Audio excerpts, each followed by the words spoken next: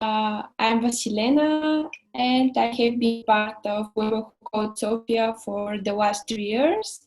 I'm so happy to see each of you every month, offline or online, and to discuss together interesting topics in the community. I'm glad that the meeting of Women Who Code Sofia continue online, but in the same passion and with incredible selection of speakers. Thank you for choosing to spend the end of your day with us. And big thank you to Uber Engineering, our partner today. I want to give our online stage to she will share her journey and give you more details about how our online event will go. And yes, enjoy the event, and don't forget to use the chat if you have some questions. Absolutely. Thank you so much. I have to say, I'm so honored to be here today sharing this time with you. And I cannot wait to hear your thoughts, your perspectives, your experiences, because I'm here to learn as much as you are here to learn as well. So when I put this talk together, really thinking about authenticity and inclusion, I put two sentences together, which you would have seen in the pre-notes. It said, the courage to be yourself is the most powerful tool you have to create inclusion for yourself and others in the workplace. Authenticity supports inclusion by pushing the boundaries of what we find acceptable. And inclusion supports authenticity by inviting each and every one of us to be all of who we really are. And for me, this really encapsulates my experience within the workplace, but in the world in general, as I've navigated it, trying to find my own authenticity in the world, my own value in the world, and the impact that I can provide. Now, if we wanted to be successful and the answer to that was just be you, and if we wanted to be inclusive and the answer to that was just be you, it would just be too simple. I would be out of a job. You would have probably never logged on to this call, or you would be logging off right now.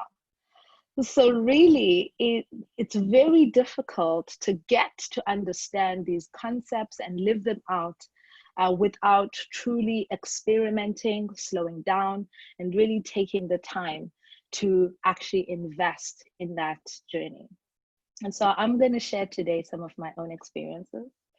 The second part of the title, I've put in small letters because I'm a bit scared, because underrepresented groups hate hearing that it is up to them. If you're the only woman, the only man, the only person of color, the only anything in a room, in a workplace, boardroom, the last thing you want to hear is that it's your responsibility. How can you expect me, the disenfranchised, the disadvantaged, the disempowered, to have any responsibility in creating an inclusive environment? How can you expect me to be inclusive when I am not included? And so I hope today to get to a little bit of the answer to some of those questions. And trust me, I don't know everything.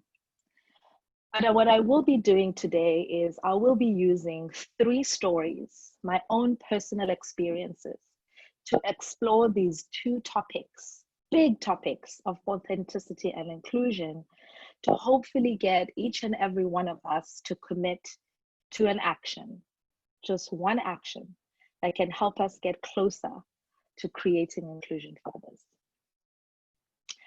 Now, I love the I am exercise. So everybody from Uber who's been part of any of my trainings, probably at some point or another, I have made you do the I am exercise.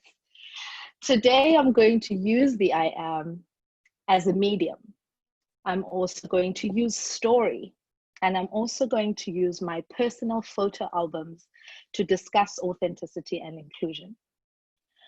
When we are normally asked to describe ourselves, we have a tendency to do so by stating the job that we do or the role that we play.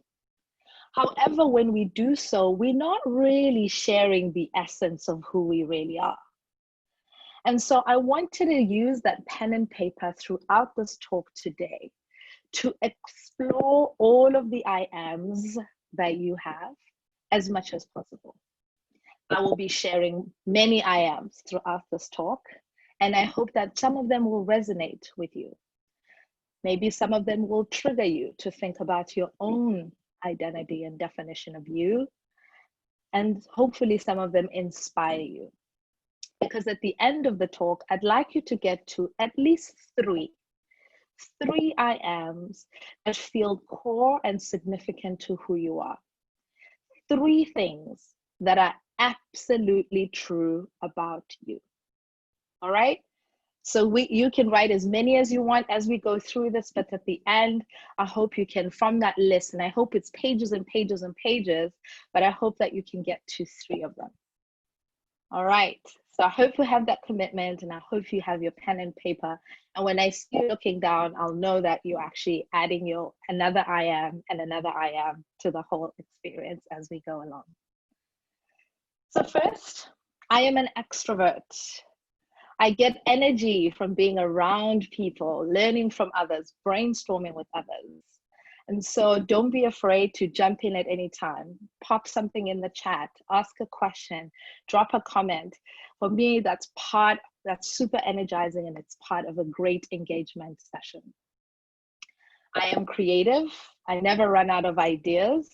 So if you ask a question and I have loads and loads of things to say about it, I might stop myself for the benefit of time and take it offline. So don't be upset if I do that. It's purely because my own mind can really generate a ton of ideas at any given time.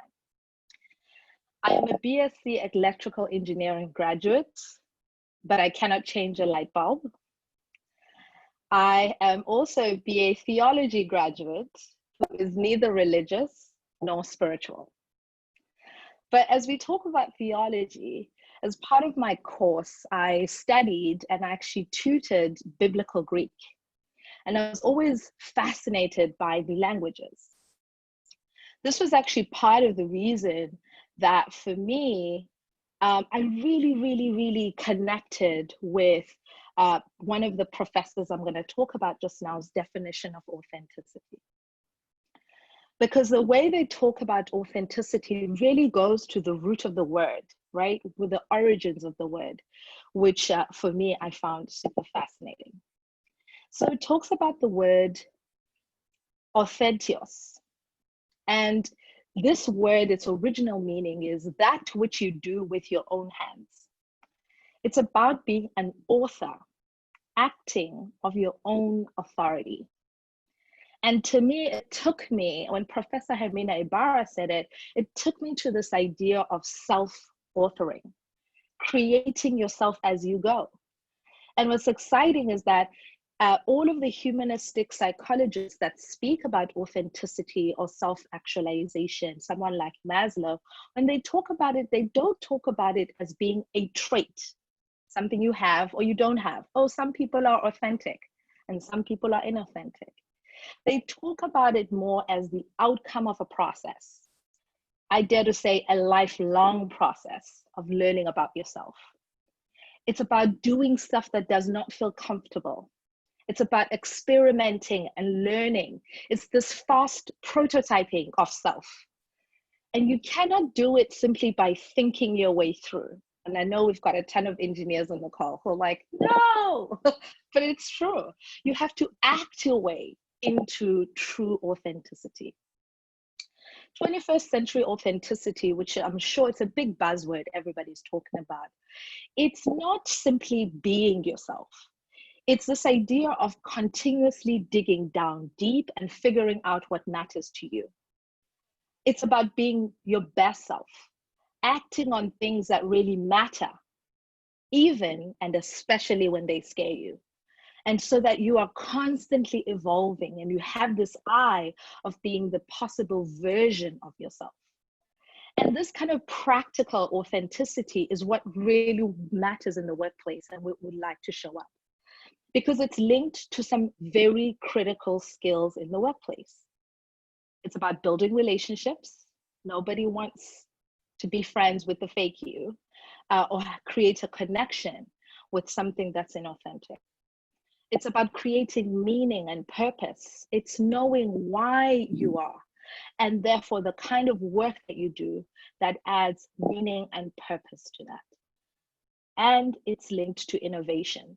This idea of experimenting, because as you are comfortable with experimenting and stretching yourself, you are a lot more comfortable with experimentation in the workplace. The second word we're talking about today is inclusion. And honestly, I have not found a better definition than the one that we use at Uber.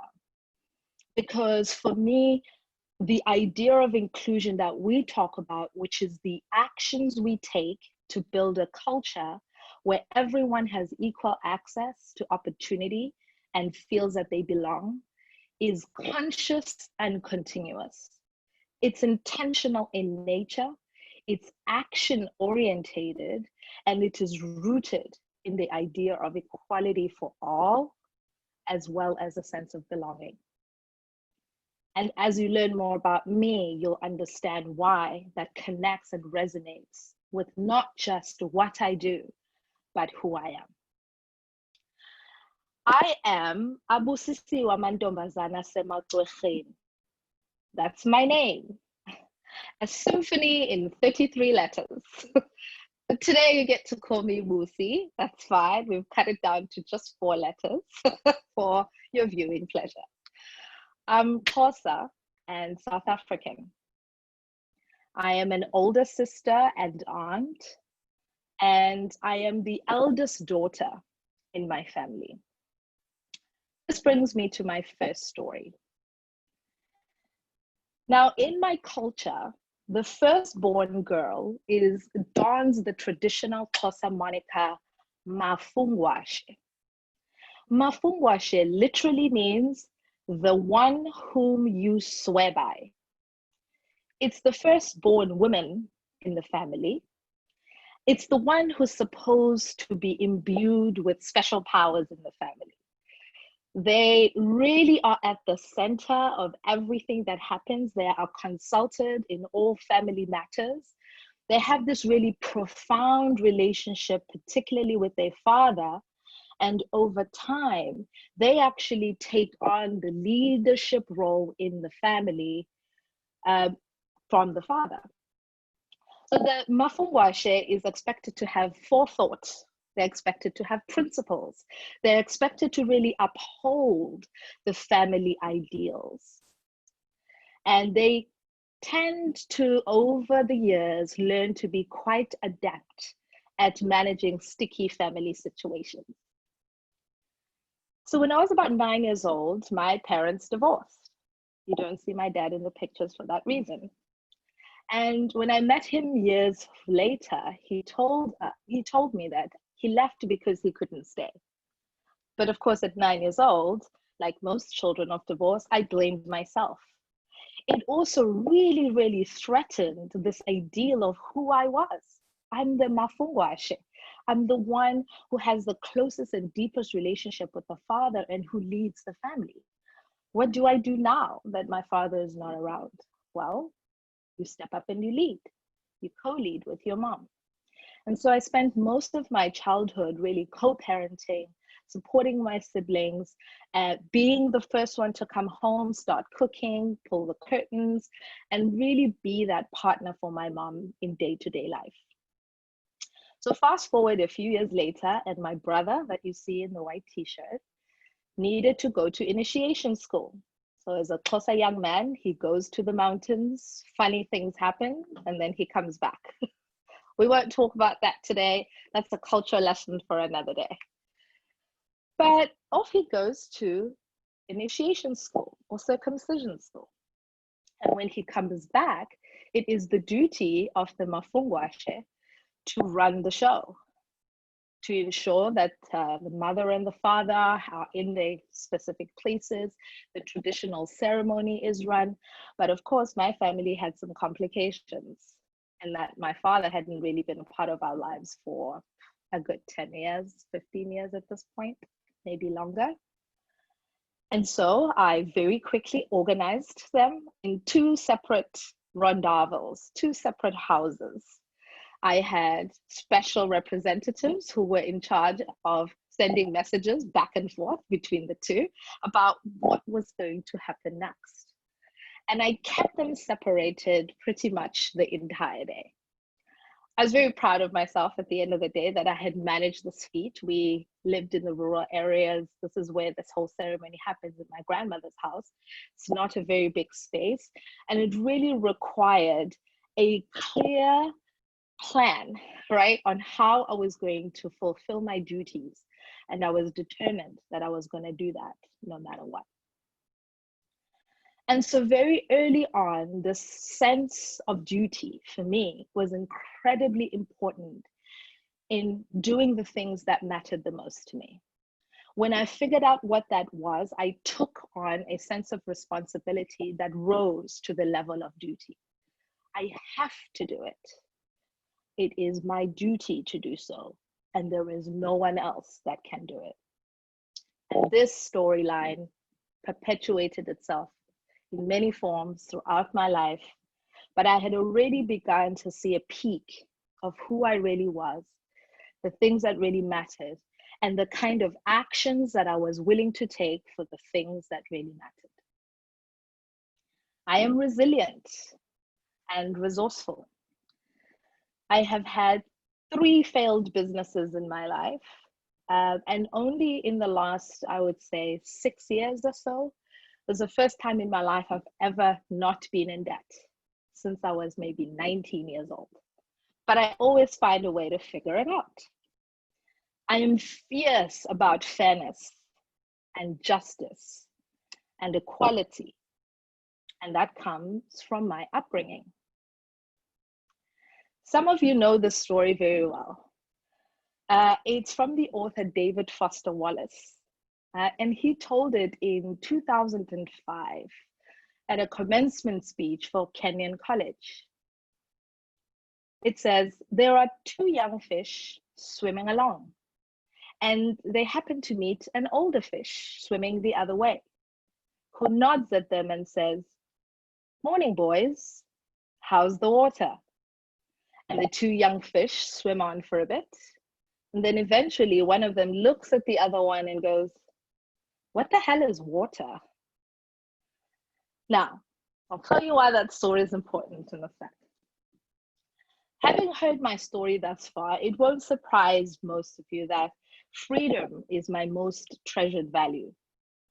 I was raised by 2 freedom fighters in Black South Africa. I was acutely aware of the value of freedom my entire life.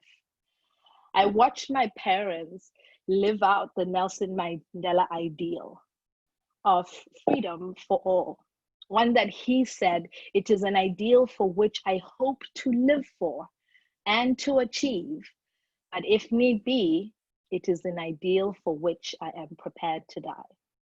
I heard those words over and over in my household. And not only did it reinforce my sense of duty, it revealed to me my responsibility in maintaining freedom, not just for me, but for everyone. My dad used to say, an injury to one is an injury to all. And so the sense of community about how the value of disrupting every system that I possibly could in order to attain and retain the freedoms of everyone. At 13, I was a loudmouth preteen on the debate team who would annoyingly use her knowledge of the Constitution to defy pretty much every rule she could. At 16, I learned about the degrees of freedom in mathematics and physics and understood that there were dependencies and parameters to our freedoms. As a young adult, I took advantage of all of my freedoms, living my life loud, literally. embracing adventure, changing careers as often as I could, exploring the world, taking up spaces my parents never dreamt of. And in a whirlwind journey, I was really living my ancestors' wildest dream. At 23, my militancy had become mild irritation. It had really dampened down. The fire was gone. It had been replaced by apathy. I used to roll my eyes at the born frees. In South Africa, the born frees are South Africans that were born after 1991. Some of you on this call, maybe those born frees, I don't know. But these were people who never ever lived in a South Africa that wasn't free. And it seemed to me they didn't appreciate that freedom.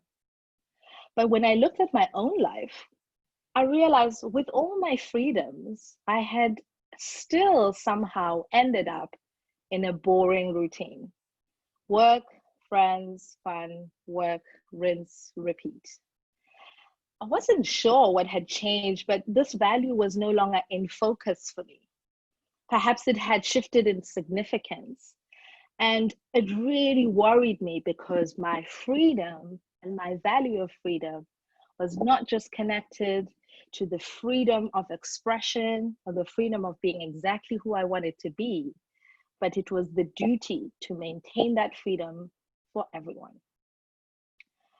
So as I continue to reflect on this, and as I reflect these days, I found a new anchor. And this is why I think the story really resonated for me. I think now the really important thing about freedom is that it involves attention and awareness. You'll only really realize it when you don't have it. This real freedom is about truly caring about other people and being willing to sacrifice for them, even if the answer and the gift you get for that is a boring routine. Because the alternative of unconsciousness, of just swimming through life, not really knowing anything, starts to really erode my sense of value. And so for me, it was important that if I were to anchor this value of freedom as a duty, it had to stay in focus. I had to constantly remind myself, this is water. This is water. This is water. I am terrified of water. I'm wildly adventurous, and I share a deep passion of travel and adventure with my partner. Some would say I was fearless until they see me in the water. I'm an immigrant for the first time in my life, and I am a sports junkie. I particularly love cricket and rugby. They're my total favorites. But I have no innate skills as a sports person or an athlete whatsoever, despite my best efforts. This leads me to my third story. At school, I wanted more than anything to be an athlete. In fact, I wanted to be an all-rounder. This is the person that had the most accolades and recognition at school because they were brilliant academically, they were involved in the arts and in the community, and they excelled at sport. I wanted it all. And I realized after many netball games, cricket games, football games, swimming galas, tennis games, that I was just terrible at sports. I have 2 left feet and 0 coordination. And so even running is a challenge for me. But over the years, I have found a new way of exploration. I realized that maybe there was something to sports that had nothing to do with being good at it. Maybe there was something about it that was just about the trying. And so I put myself out there. I ran marathons. I climbed icebergs. I hiked up volcanoes. I went camping. I went rowing. I did as much as I possibly could. And what I learned was I'm still not good at sport. probably never will be athletic. But there was something more that I found in the adventure itself. When I learned how to bike at 30, I felt such a sense of freedom, which connected to my authentic self. When I made it to the top of a volcano, a live volcano at that, Etna, it felt such a thrill and a sense of accomplishment. Even though I was busted and bruised, I realized that it's about the adventure. I can just go for it. Nobody cares if I'm the best at it. I'm the me in it. My version of climbing, my version of running, my version of swimming is fun for me, and that's okay. And since then, this is just some of the pictures that I shared here, but there's been many more trials.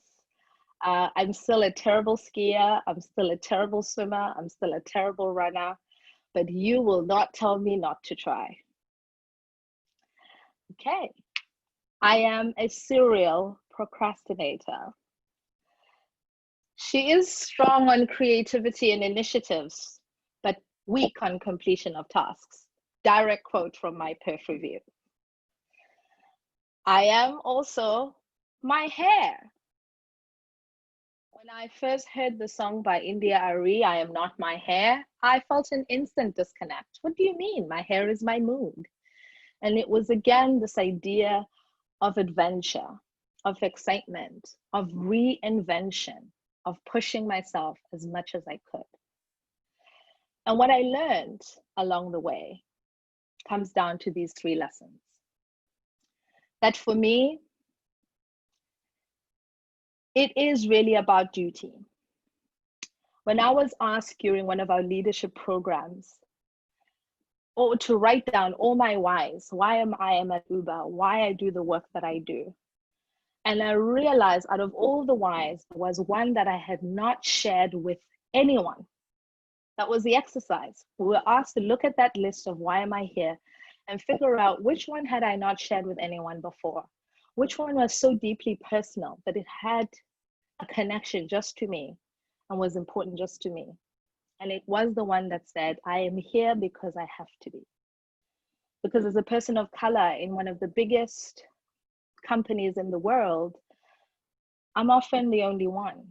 And if I leave, what message does that send to the young Busi who's still living in South Africa, hoping and wishing that one day they can also have a platform, they can also find space, they can also find adventures around the world. And so the sense of duty that drives me is what makes it for me super important to share that part of myself so that everyone that I meet understands my sense of duty that I bring to every single thing that I do. For me, it is about focus. Most things don't come naturally to me or easily to me. I work in a people development environment, specializing in diversity and inclusion, but I'm a scientist. I'm an engineer. It's not something I studied. I don't have tons of experience, but you won't beat me on focus. I'm going to drill down. I'm going to be deliberate in my practice. It won't always look pretty, but I am going to keep on going. And thirdly and lastly, for me, it is about adventure. What's the point if my authenticity limits me? What's the point if it isn't fun? And so I really encourage you to do the same, to think about authenticity as this grand adventure of finding yourself, of understanding yourself better, of getting in touch with what really matters to you and keeping focus to that. It's hard, I know, because expressing the deepest parts of who you are is scary. My voice is shaking just sharing with you today. What if people don't like it? What if it blocks my progress? What if people don't connect with that story and they just feel sorry for me? But that's a risk I'll have to take, because if I can be here in all my crazy flaws with often not much of the expertise, if I'm very honest, It makes it safer for the next person to also come in and try. I love this quote. It's attributed to Nelson Mandela, which is why we learn it almost by rote, but it's actually by Marianne Wilson. It's from a very long poem that says, our deepest fear is not that we are inadequate. Our deepest fear is that we are powerful beyond measure. It is our light, not our darkness, that frightened us. We ask ourselves, who am I to be brilliant, to be gorgeous, to be talented, to be fabulous? Actually, who are you not to be? Your playing small does not serve the world. There's nothing enlightened about shrinking so that other people won't feel insecure around you. It is not just in some of us, it's in everyone. And as we let our own light shine, we unconsciously give other people permission to do the same. And as we liberate from our own fear, our presence automatically liberates others. Thank you. All right. So I'm going to ask you now to do something. And I hope that as I was sharing my story, some of it vulnerable, some of it funny, some of it confusing, whatever it was and triggered for you, I hope that you found a few I ams that you can connect with. And so I'm going to ask you right now to think about 3 things that are absolutely true about you. Feel free to steal from mine if they resonate. But 3 things, they should be linked to your I ams. Choose one of them that has helped you in your career thus far, that has really helped you succeed. That core essence of who you are, one thing from the list of 3. Then choose one that has hindered your progression. It's not made it easy for you, it's made it difficult. It's perhaps the reason you missed that last promotion or didn't take that next job that could have propelled you forward. And then choose one that if you truly celebrated it, could make other people feel a sense of belonging in whatever workspace that you occupy. So I'm going to leave this up there so you can write it down. And then in the next 3 minutes, we're going to go into breakout rooms. I'm going to go randomly into the breakout rooms. You will meet some people you haven't spoken to, maybe some friends and familiar faces. And I want you to spend that time sharing with them your 3 things that are absolutely true about you. You can use I am as a statement. And then talk about which one of them has helped you, which one of them has hindered you, and which one of them that if you truly celebrated it, if you truly double down on it, you know would make other people feel safer in our workspaces, feel more at home, feel more like they can also bring their authentic selves to the workplace. All right, so I'm going to ask you to be brave and really go for it in the breakout rooms. So please write the questions.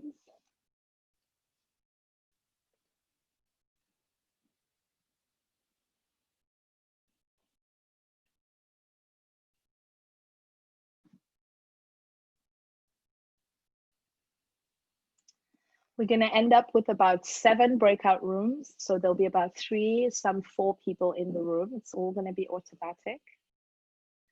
You will see a pop-up on your screen. If you've never used breakout rooms before, it will just be a pop-up on your screen asking you to join breakout room. All you need to do is click that and you'll be automatically put into a new room. You won't have to take any other action when it's time for us to come back, to share, to ask questions, to debate, to discuss. Towards the end, we will use that time together and you won't have to touch anything. It will automatically bring you back to this Zoom room. Okay. All right. So I'm going to quickly check if in the chat there's any questions or any thoughts.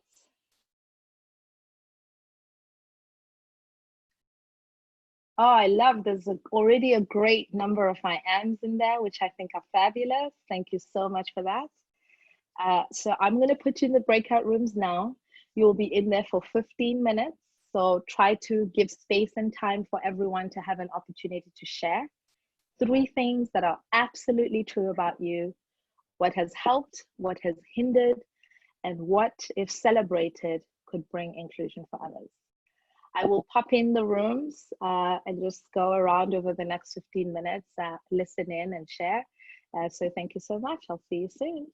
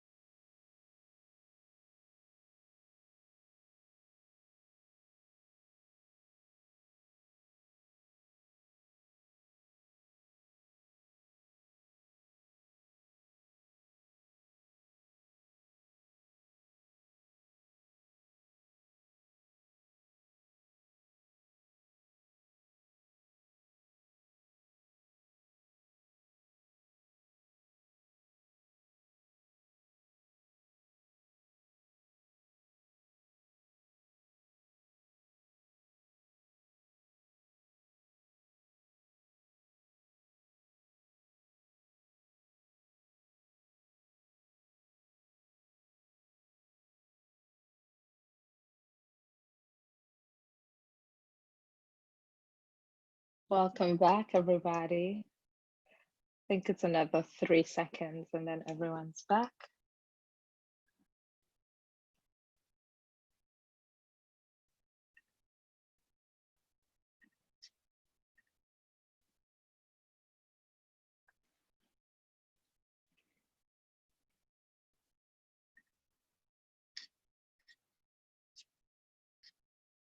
Okay. I think everyone is back. We may have lost some people at 7 o'clock who could only give us an hour. So I hope that we managed to get into some of the breakout rooms and have discussions. Really, for me, I wanted to introduce this conversation through my own story and experience, and then let's have a discussion together. So who's brave and wants to start sharing a little bit? It may not be your own experience, but what you heard from some of the new colleagues and friends that you met on your breakout room. And of course, any questions that came up that we can bring to the space to discuss together, that's awesome too. I found out that Siki is very brave. Love that. Yeah. Yeah, guys, I found out between Dee and I that we are very resourceful and we're very helpful to others in the workspace, and that goes for the choose one, that if you truly celebrate it and can create inclusion for others, is that we share resources. Yeah. That's really powerful. Coming from a big family, I get that. You learn that value very early on. Sharing is caring. Love that.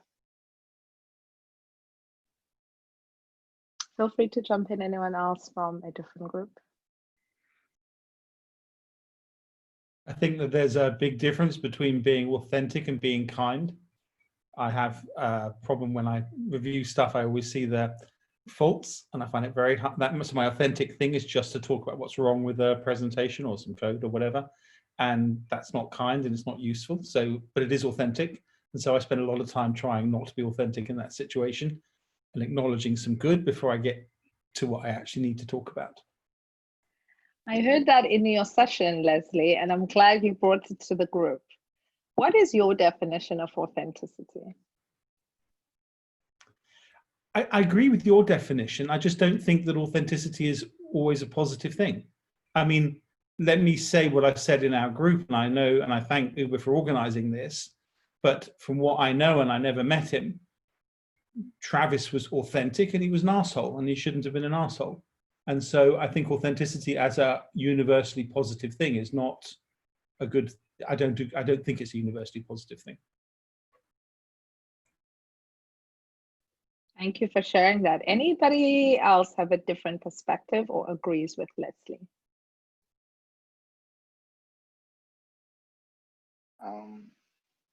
I have a comment not so much on definition, but on being authentic. That in many cases it's hard to be authentic. And when you realize that you're not being authentic for yourself, and not living your code, if you want, or like implementing some principles that you know you have internally. If you realize that and you try to push through and still have your authenticity in that moment or in that community, and if you're able to do that, that's real growth. When you're able to be authentic in some hard moments. It's really easy to be authentic if you don't have any kind of circumstances or constraints or environment that don't pull you down. But when you do have that, it's that's when it really matters to be authentic and be yourself. And every time when you choose to be yourself, not be yourself, that changes in the future.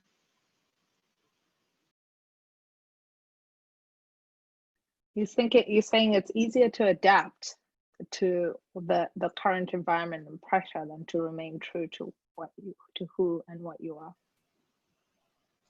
Yes, if you're faced with some harder circumstances, or when you're have pushback from people and where they have like very different views on your core principles, then that's when it's hard to be authentic, and that's when it really matters.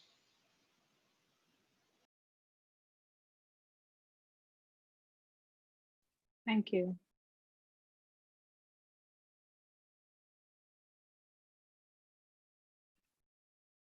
Any other thoughts? In our discussion, we came to the conclusion that sometimes whatever has helped us the most actually troubled us the most as well. And it's usually when you are being authentic, but then the environment requests something else. For example, I brought up the fact that one of the values that I've got and has helped me the most in life for sure, but also has troubled me quite a few times in the corporate world is the truth seeking and being honest, no matter what.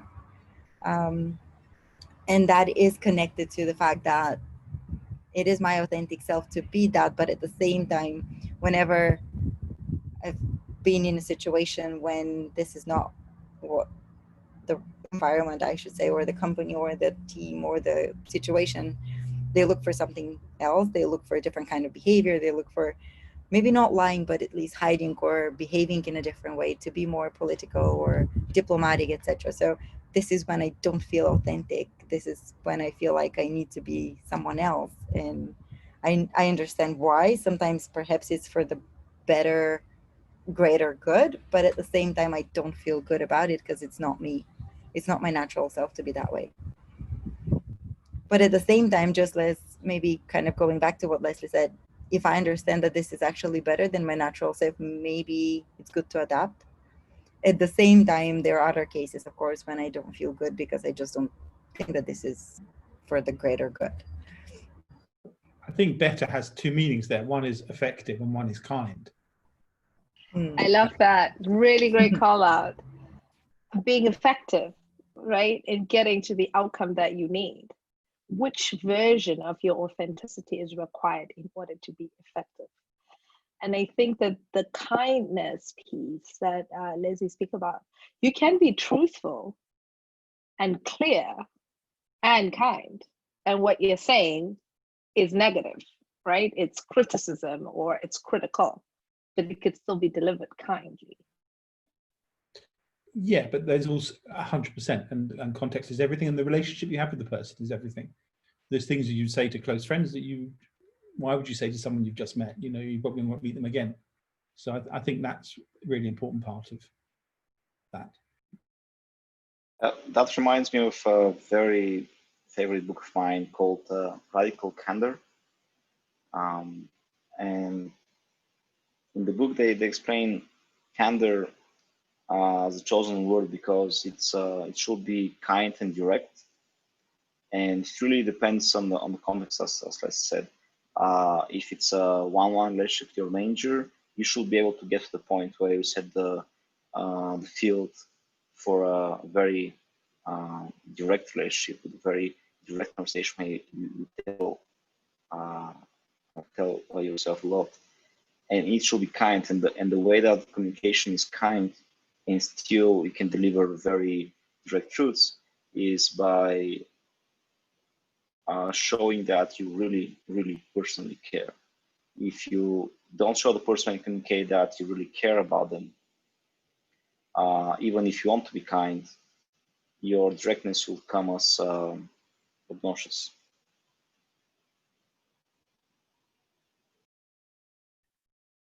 Very well said, Caroline. Thank you. Let's see if there's another group to share. I know Ali's group had 2 people, so I'm sure you got to some deep conversations. So maybe you can share a little bit of what you discussed here in Sudan. Okay, sure. My connection is kind of bad, so I hope everyone can hear me well. Yeah, so sorry I don't have the camera on.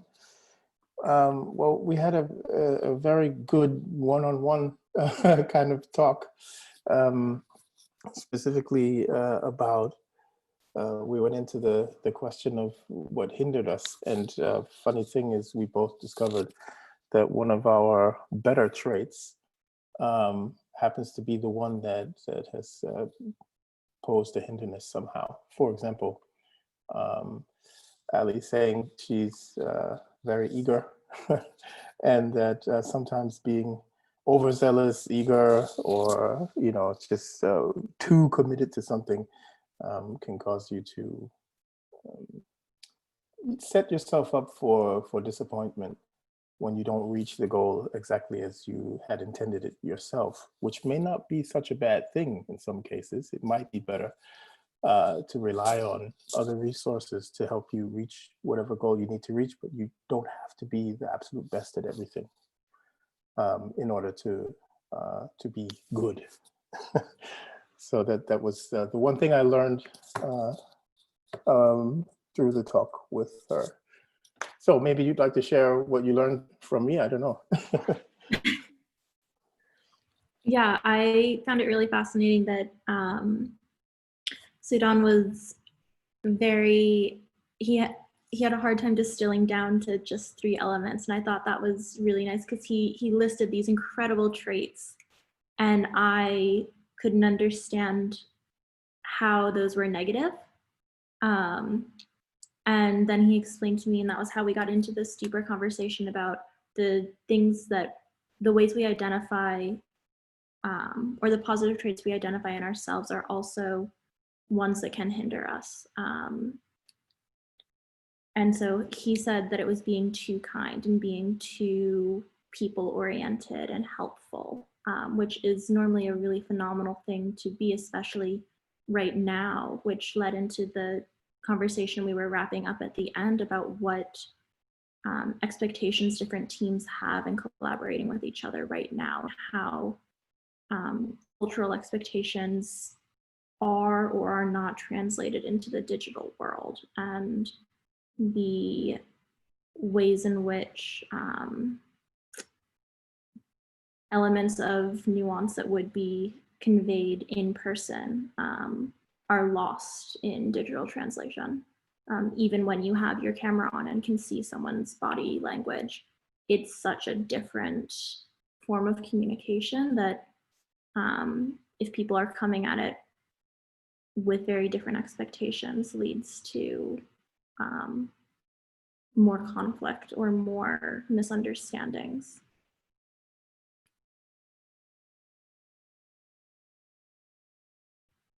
Thank you. Thank you for sharing. I'm cognizant of the time and I want to make sure any questions that you had, we also get to answer those questions. But I wanted just as we come to the end of our conversation to sort of revisit these 2 definitions that we had spoken about. And I think that this is the moment to make the connection between the 2. We're talking today about how our authenticity can contribute to inclusion. And so that's the question you should ask yourself all the time. My authenticity, I want to demonstrate it and express it, but to the service of what? It has to be connected to the service of something. That's why the word effective, right? I'm being authentic so as to create inclusion.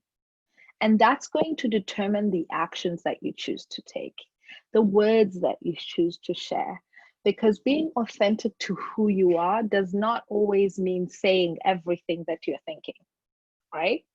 If everything that you're thinking is in service of creating a sense of belonging, of creating equal access, of creating more space and opportunity for different perspectives to thrive, it's probably the right call, even if it's a difficult call.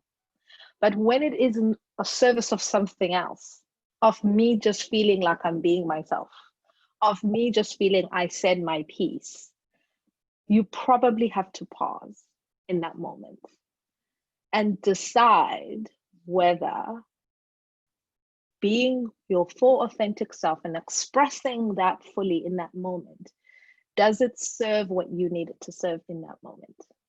It doesn't mean you shut yourself down and you don't say what you're thinking all of the time, but it's about being deliberate and intentional about the times when you do so and understanding the impact and the effect that it will have on others.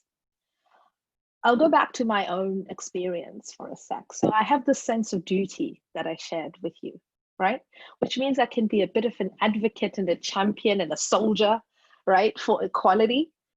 And that can take many forms. And depending on the environment that I might be in, it might not be effective, right? I came to the Netherlands about 3 years ago to start working at Uber in Amsterdam, having worked for Uber in Cape Town. And so my context was Sub-Saharan Africa.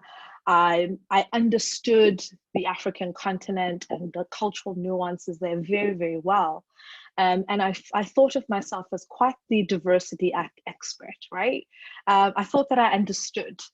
I had intercultural competence until I landed in Amsterdam. And I stood for my very first talk. And in my introduction, I used my I am. And my first I am was, I am Black.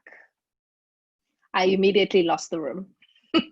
In fact, not only did I lose the room, nobody heard anything I had to say after that. I got some really, really bad feedback in the feedback forms. And I freaked out. I was like, how can people be so upset? That's my authentic self. That's such a big part of my identity. It's a them problem, not a me problem, right?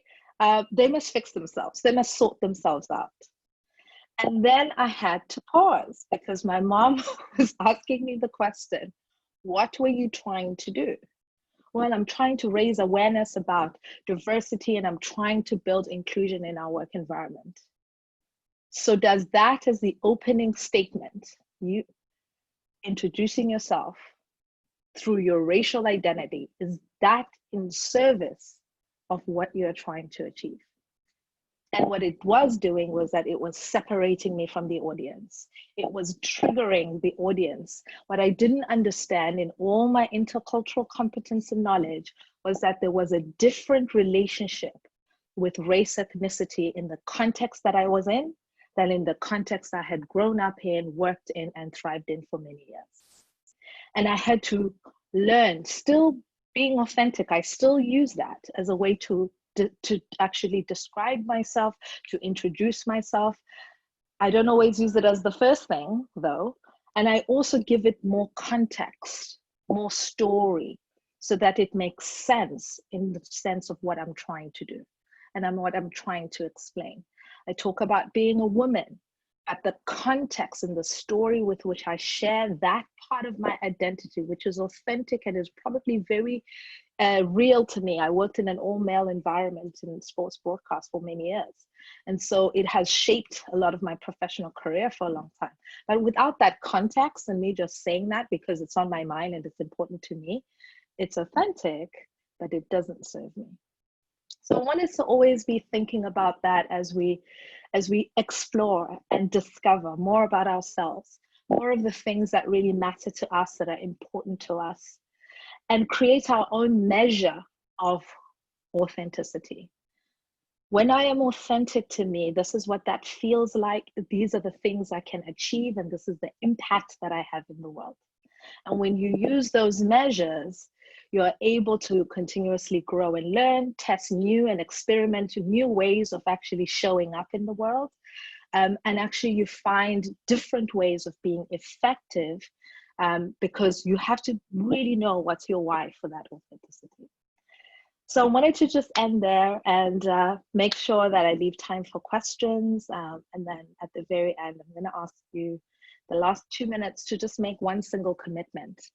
So, but for right now, any questions that come up for anybody?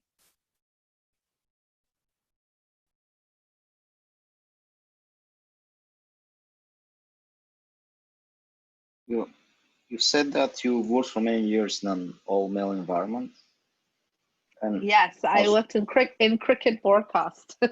So very interesting space. And that's very common across the world in different areas.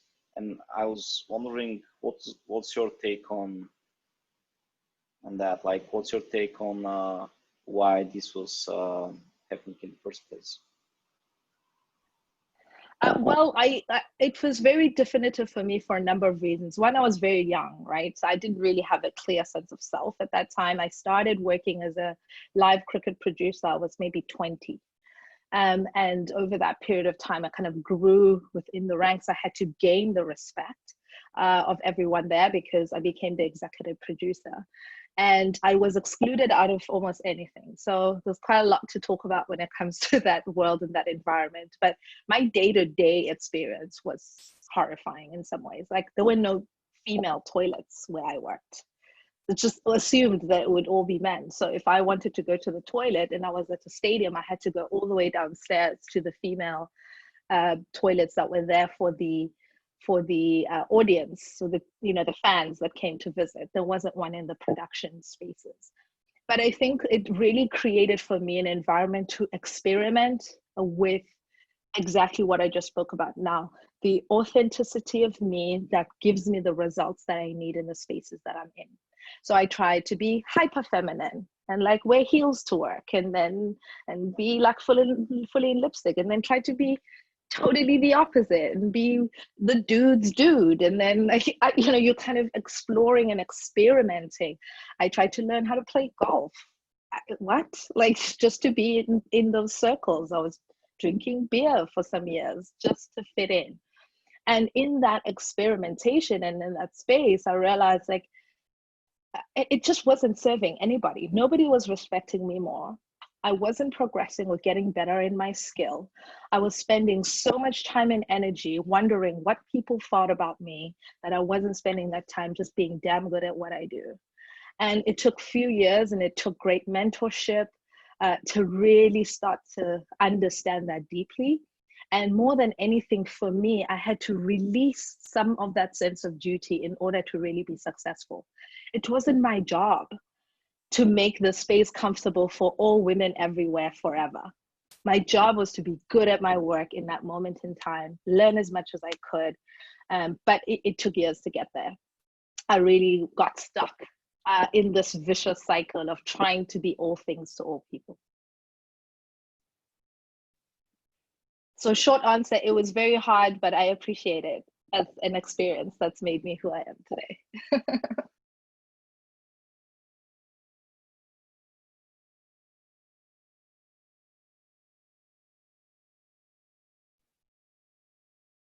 Any other questions?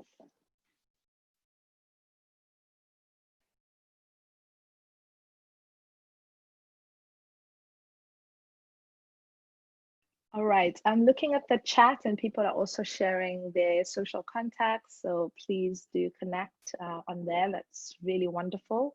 If you don't want to unmute, you still feel free to actually put in a question on the chat as well. I know some people are at home and it's not a good environment to speak. So I will be quiet now for the last minute so that anyone with a question can still ask it.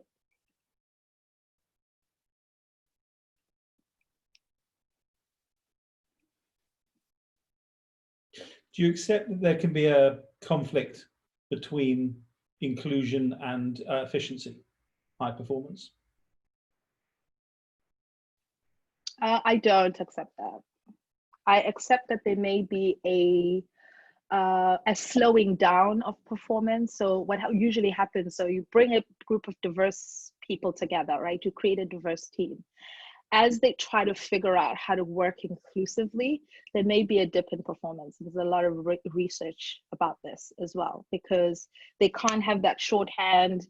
They can't they don't think the same as each other. There's constant challenging and conflict in terms of understanding what do you mean by that, and challenging one another. But the outcome and the long-term performance of that team far outweighs a homogeneous team always. So I think that people get stuck. Sometimes they don't see past that initial tension. When you bring two different people from different experiences and backgrounds in a room, expect tension. But if you create a safe space where everyone can express themselves, you find a way to manage that conflict and ultimately get to a better result.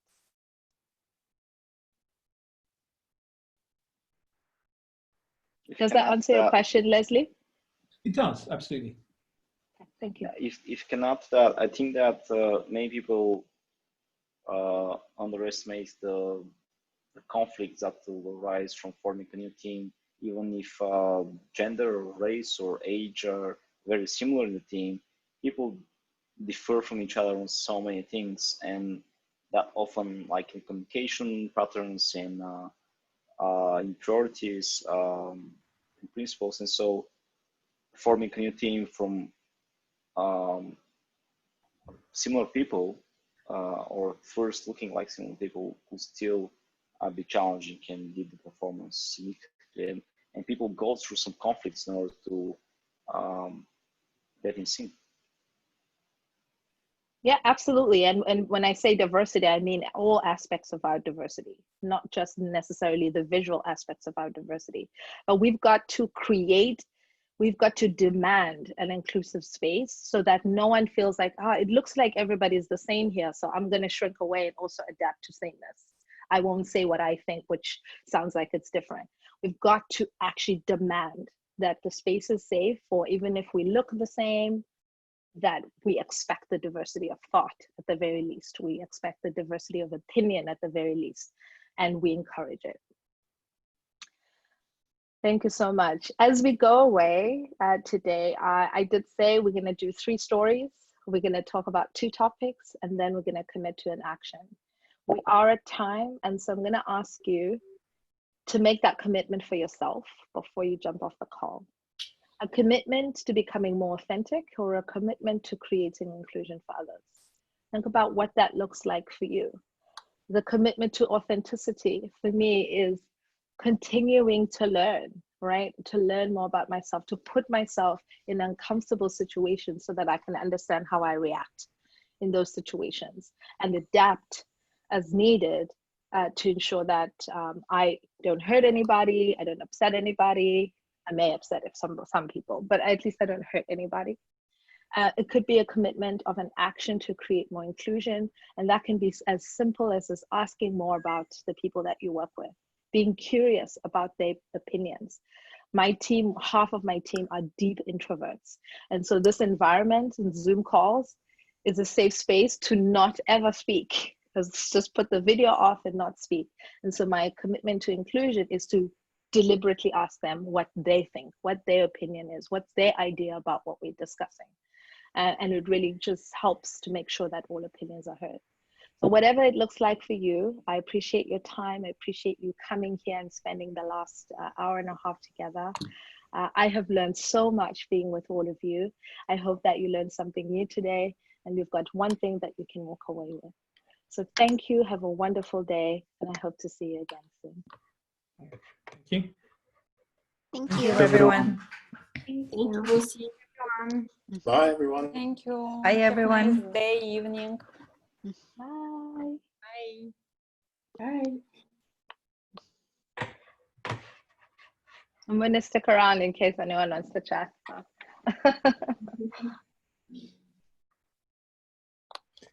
I'll say bye-bye. Thank you very much. It was very interesting. Bye, Leslie. Thank you very much. Bye-bye. Bye. Find